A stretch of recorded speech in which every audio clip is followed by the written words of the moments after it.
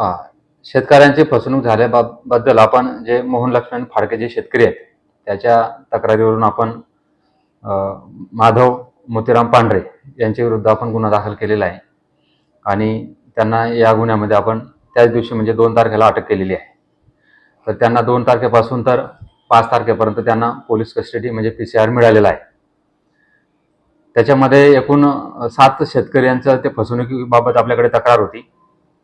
त्यांना net shade म्हणजे शेतामध्ये नेट शेड बनवून देतो आणि सबसिडी मिळवून देतो असं बोलून त्यांचं नावाने कर्ज मंजूर करून घेतले आणि काही लोकांच्या म्हणजे काही शेतकऱ्यांच्या शेतामध्ये नेट शेड पण बनवलं नाही.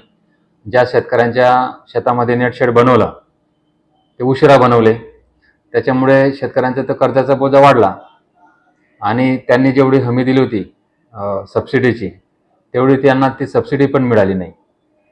त्याच्यामुळे जवळपास आता ही जी फसवणुकीची रक्कम ही 66 लाख रुपये झालेली आहे आणि तेवढं 66 लाख रुपये फसवणुकीचा आपण गुन्हा दाखल करून ते माधव पाटील यांना आपण त्या गुन्ह्यामध्ये अटक केलेली आहे.